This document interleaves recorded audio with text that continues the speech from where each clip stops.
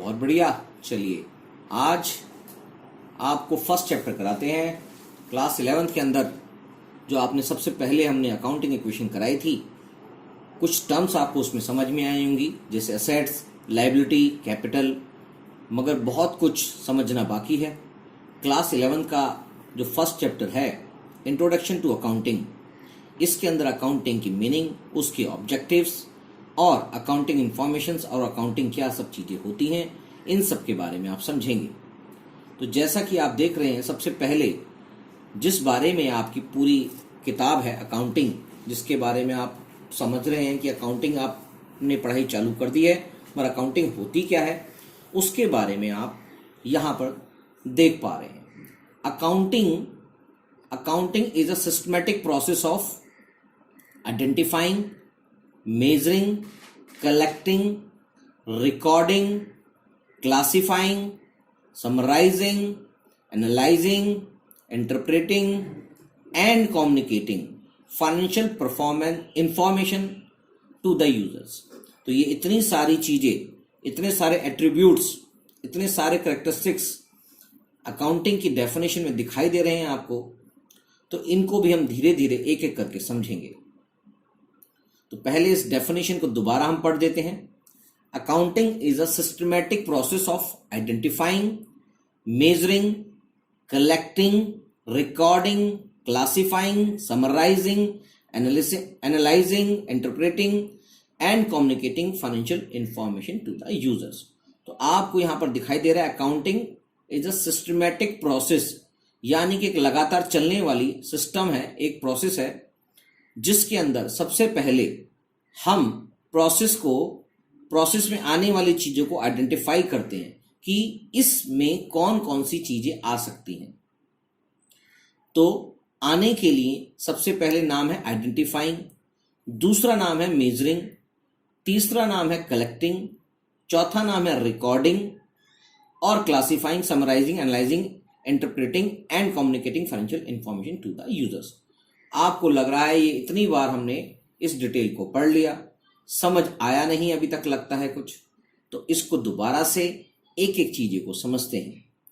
तो सबसे पहले हम बात करते हैं आइडेंटिफाइंग, मतलब आप सबसे पहले ये देखेंगे कि आपके पास कौन सी ऐसी चीज़ें हैं जिनको आप अकाउंटिंग में रिकॉर्ड कर सकते हैं, आइडेंटिफाई करना होता है। दूसरी बात, उन चीज़ों को क्या आप मनी टर्म्स में मेजर कर सकते हैं, तो मेजरिंग लेवल पे होना चाहिए।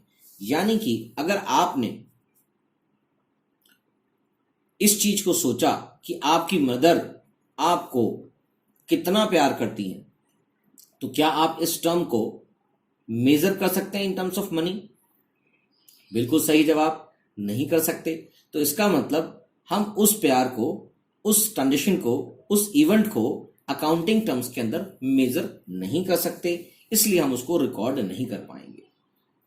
दूसरा नाम है कलेक्टिंग, यानी कि जितनी भी ट्रांजेक्शंस मनी टर्म्स के अंदर आइडेंटिफाई आपने कर ली हैं, आपके लिए अकाउंटिंग के लिए इंपॉर्टेंट है, तो आप उन सारी इंफॉर्मेशंस को कलेक्ट करेंगे और फिर अकाउंटिंग के लिए अपनी बुक्स में रिकॉर्ड करेंगे। रिकॉर्ड करने से कुछ नहीं होता, क्योंकि बहुत सारी ट्रांजेक्शंस होती हैं, तो उन सारी ट्रांजेक्शंस के ग्रुप को एक जगह उठाकर अलग अलग सबको क्लासिफाई किया जाता है। कि जैसे सेम ट्रांजेक्शंस हैं, कि बैंक की ट्रांजेक्शंस हैं तो बैंक का एक ग्रुप बना दिया जाता है, कैश की ट्रांजेक्शंस हैं तो कैश का एक ग्रुप बना दिया जाता है, अगर आपने सैलरी पे की है तो सैलरी जितनी बार भी पे की है उसका एक ग्रुप बना दिया जाता है, अगर आपका कोई क्लाइंट है, कस्टमर है जिसका नाम एक्स है, तो उसका भी एक ग्रुप बना दिया जाता है, उससे रिलेटेड सारी ट्रांजेक्शंस का। कोई आपका सप्लायर है जिसका नाम मिस्टर एबीसी है, तो उसका भी अलग ग्रुप बना दिया जाता है। यानी कि उससे रिलेटेड जितनी भी कोई अलग अलग ट्रांजेक्शन होंगी, उन सब को पूरे साल में एक जगह इकट्ठा कर देना, उसका मतलब उसको क्लासिफाई करना है। समराइजिंग करना, समराइजिंग मतलब आपने पूरे साल में जितना भी कारोबार किया है, चाहे उससे परचेज से रिलेटेड हो, चाहे सेल से रिलेटेड हो, चाहे वो सैलरी या कोई एक्सपेंसेस से रिलेटेड हो, चाहे वो आपकी कोई इनकम का पार्ट हो, सब चीज़ों को एक जगह पर इकट्ठा कर लिया जाता है, जिसको अकाउंटिंग टर्म्स में trading and profit and loss account और बैलेंस शीट के नाम से जाना जाता है। तो इसको समराइज किया जाता है और फिर उस समराइज स्टेटमेंट को अपने अपने यूसेज के हिसाब से एनालिसिस किया जाता है कि ये कौन सी चीजें, कौन से इवेंट्स, कौन सी ट्रांजेक्शंस, कौन सी रिक्वायरमेंट है आपके जो डाटा, उस जो डाटा की रिक्वायरमेंट है, कौन से लोगों को कौन सी चीजों की रिक्वायरमेंट है, उसके हिसाब से उसकी एनालिसिस की जाती है और उन एनालिसिस को उन लोगों तक पहुंचा दिया जाता है जिन लोगों को इसकी जरूरत है, उनकी अपनी समझने की ताकत के हिसाब से, यानी कि इंटरप्रेट करना and communicating financial information to the users. तो उन यूजर्स तक ये सारी इंफॉर्मेशन उनकी रिक्वायरमेंट के हिसाब से इंटरप्रेट करके पहुंचा दी जाती है। तो अकाउंटिंग एक छोटा सा वर्ड जरूर है, मगर उसके अंदर ये सारी चीजें एट्रीब्यूट्स की तरह चिपकी रहती हैं, उसके कैरेक्टरिस्टिक्स के अंदर लगी रहती हैं। तो ये उसका बेसिक मतलब है। तो आपने इवन आपका कभी इंटरव्यू भी होता है तो भी अगर आप अकाउंटिंग की डेफिनेशन की बात करेंगे तो अकाउंटिंग डेफिनेशन के अंदर ये सारी बातें आपको लिखनी पड़ेंगी। दैट इज वेरी इंपॉर्टेंट, जिसको आप बिल्कुल अच्छी तरह से लर्न कर लें। आगे चलते हैं दूसरी बात पे। दूसरी चीज है book keeping. Book keeping is the process of recording financial transactions in a systematic manner and classifying them into ledger. Bookkeeping thus involves identifying financial transactions and events, measuring them in terms of money, recording the identifying financial transactions and events in the books of account, classifying, that is posting them into ledger accounts. क्या मेरी बात समझ में आ गई? हाँ sir, कुछ समझ में आ रही है, नहीं समझ में आ रही है तो मैं समझाने जा ही रहा हूं। तो बुक कीपिंग का बेसिक मतलब होता है कि जब से आप अकाउंटिंग से रिलेटेड डाटा को आइडेंटिफाई कर लेते हैं और उनको मनी टर्म्स के अंदर मेजर कर लेते हैं और उसके बाद उसको रिकॉर्ड किया जाता है। रिकॉर्ड करने का फर्स्ट स्टेप होता है अकाउंटिंग के अंदर, जिसका नाम होता है जर्नल। तो जर्नल के अंदर आप उसको सबसे पहले रिकॉर्ड करते हैं और जर्नल के बाद एक जैसी डाटा को एक जगह रखा जाता है जिसको नाम बोला जाता है लेजर अकाउंट। तो उसको हम अलग अलग एक सेम तरह की ट्रांजेक्शंस को ग्रुपिंग कर लेते हैं, जिसका नाम हो जाता है क्लासिफिकेशन करना, यानी कि उसको हम लेजर के अंदर पोस्ट कर देते हैं। तो स्टार्टिंग जब हम करते हैं बुक कीपिंग की जर्नल से और फाइनली उसको लेजर अकाउंट के पोस्ट करने तक की जो प्रोसेस होती है, उस सारी प्रोसेस को बुक कीपिंग बोलते हैं। तो आपकी जो बुक है वो मोस्टली बुक कीपिंग पे आधारित है और लास्ट में उसके अंदर आप फाइनल अकाउंट्स को भी बनाएंगे, जिसके बारे में धीरे धीरे आपको समझ में आ जाए। मगर main major portion book keeping का होता है जर्नलाइजेशन की प्रोसेस से निकलकर लेजर की पोस्टिंग तक पहुंचना। तो ये सारी प्रोसेस बुक कीपिंग कहलाती है। ठीक है सर, कुछ समझ में आ रहा है? हाँ, मुझे पता है कि आप लोगों को कुछ समझ में आ रहा है। पूरी तरह से समझने के लिए आपको धीरे धीरे समझ में आएगा। क्यों? क्योंकि आपने 10th तक अकाउंट्स जैसी कोई भी चीज, अकाउंटेंसी, अकाउंट्स या बुक कीपिंग जैसी कोई भी टर्म को नहीं समझा था, ना सुना था। तो आज आपके लिए बिल्कुल नई टर्म है, तो आपको धीरे धीरे ये समझ में आएगा। चिंता ना करें, अभी आपने अकाउंटिंग सीखनी शुरू की है। तीसरी टर्म हमारे पास आ जाती है अकाउंटेंसी। अकाउंटेंसी एक ब्रॉडर टर्म है जो अकाउंट्स और बुक कीपिंग के ऊपर चली जाती है। Accountancy is the systematic knowledge of accounting. Basically accountancy is a knowledge of accounting. Accounting की नॉलेज को ही अकाउंटेंसी कहते हैं। It educates how to maintain books of account, यानी कि बुक्स ऑफ अकाउंट्स को आप कैसे मेंटेन करते हैं, उसकी नॉलेज लेना को ही हम अकाउंटेंसी बोलते हैं। ठीक है सर, तो आगे एक फोर्थ टर्म और है हमारे पास, जिसका नाम है trading and profit and loss account. इसको अगर बुक्स के अंदर कोई कंपनी के अकाउंट्स बनाएंगे तो आप इनकम स्टेटमेंट बोलते हैं। आपकी बेसिकली 11th क्लास की अकाउंटिंग जो है वो आधारित है सोल प्रोप्राइटरशिप पर। अब ये सोल प्रोप्राइटरशिप क्या होती है सर? सोल प्रोप्राइटरशिप का मतलब है कि एक आदमी के द्वारा चलाए जाने वाले बिजनेस की अकाउंटिंग आप कर रहे हैं, यानी कि एक सिंगल ओनर होता है तो उसकी अकाउंटिंग कैसे की जाती है उसको हम बोलते हैं सोल प्रोप्राइटरशिप फॉर्म। तो सोल प्रोप्राइटरशिप फॉर्म के अंदर trading and profit and loss account बोलते हैं और उसी को कंपनी के अंदर इनकम स्टेटमेंट या statement of profit and loss account के नाम से जाना जाता है। तो trading and profit and loss account, statement of profit and loss account in case of companies, income statement भी जिसका नाम है, शो द प्रॉफिट अर्न्ड और loss incurred by the enterprises during the accounting year.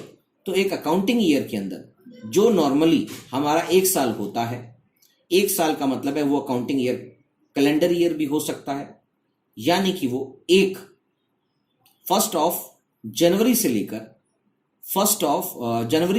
31 दिसंबर तक हो सकता है, या फिर उसका पीरियड एक फाइनेंशियल ईयर भी हो सकता है, जिसको हम 1 अप्रैल से लेकर 31 मार्च तक काउंट करते हैं।